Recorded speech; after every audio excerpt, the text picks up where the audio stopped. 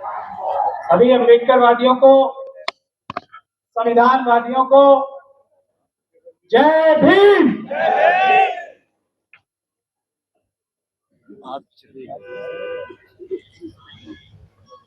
अभी रतनलाल जी से सीखकर मैं भी सभी हस्तियों के नाम नहीं ले रहा हूं, क्योंकि 5 मिनट का टाइम है, 5 मिनट में खत्म करना। ये रतनलाल जी से सीखा मैंने, इसलिए धन्यवाद। मुद्दे की बात यह है, राजेंद्र पाल गौतम जी ने अभी ये कहा कि हम लोग कानून के दायरे में रह के बात करेंगे। मुद्दे की बात यह है कि जो भी अम्बेडकरवादी होगा वो हमेशा संविधान और कानून के अंदर रहकर ही बात करेगा, कभी बाहर जाके बात कर ही नहीं सकता। ये पहली मुद्दे की बात। तो हम लोग जो भी बोलेंगे कानून और संविधान के दायरे में ही बोलेंगे। और दूसरी बात, जो आरएसएस के लोग हैं, मनुवादी लोग हैं, वो कभी भी संविधान और कानून के दायरे में रह के बात ही नहीं कर सकते। ये भी बात तय है। तो हम लोगों को इस बात से डरना ही नहीं चाहिए, क्योंकि संविधान, कानून, शांति हम लोगों की रूह में है, आत्मा में है। खुल के बोले, जो मन में आता बोले। हम आपके वकील हैं, हम आपके समाज के वकील हैं। बिल्कुल डरने की बात नहीं। हमारे अंदर से कभी भी कोई भी बात संविधान और कानून के खिलाफ आ ही नहीं सकती, और उनके अंदर से कभी भी कोई संविधान और कानून की बात आ ही नहीं सकती। इसी चौक पे भारत का संविधान जलाया गया था, 5 साल हो गए। इसी चौक पे, इसी पुलिस स्टेशन के पार्लियामेंट स्ट्रीट के डीसीपी और एसएचओ साहब को हमने, क्योंकि उनके सामने संविधान जलाया गया था, हमने मुलजिम बनाने के लिए कोर्ट में दरखास्त लगा रखी है। जो कमिश्नर ऑफ पुलिस है, ये सुन ले ध्यान से, पुलिस वाले सुन लो, कमिश्नर ऑफ पुलिस है ना दिल्ली के, वो मुलजिम बनने की तैयारी में है इसी केस में, लेकिन संविधान जलाने के खिलाफ एक्शन लेके तैयार नहीं।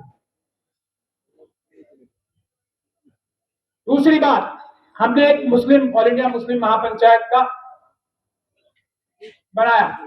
उसमें हमने कहा कि ये पंचायत तो मुसलमानों की है, लेकिन इसमें मुसलमानों से पहले एससी, एसटी, ओबीसी और दूसरी माइनॉरिटीज की आवाज उठेगी।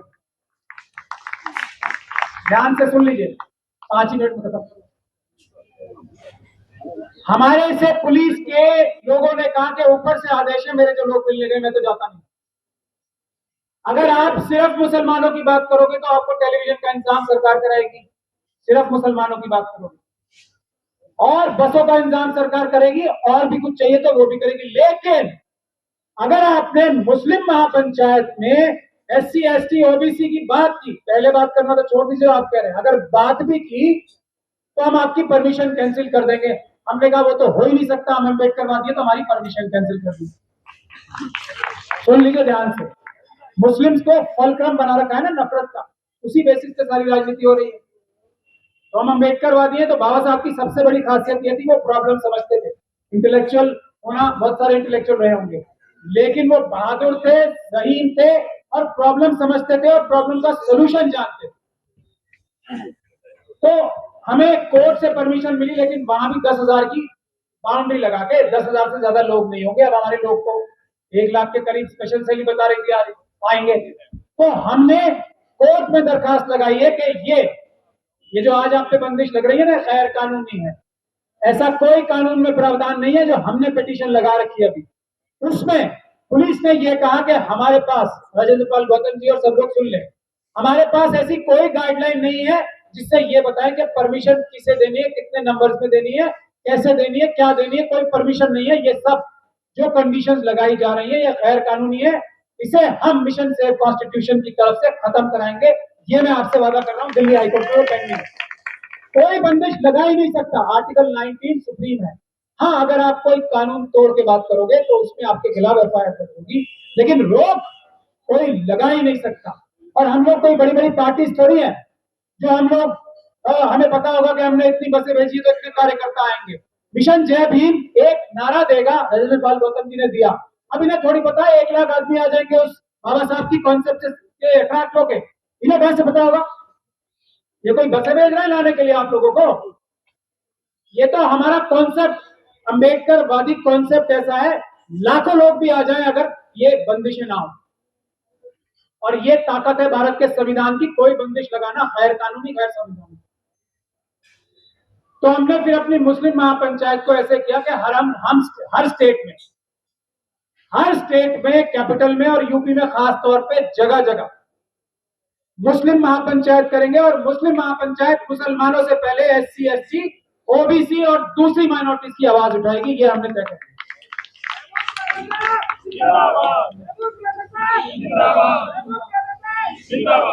राजेंद्र पाल गौतम साहब के साथ बैठ के हमारी छोटी बहन रितु यहाँ बैठी, उसी प्रोटेस्ट में कुछ एक मसौदा तय हुआ था जिसके बारे में राजेंद्र पाल गौतम जी ने अभी बताया। मुस्लिम महापंचायत में भी हमने 2-3 पॉइंट्स उसके अनाउंस किए हैं।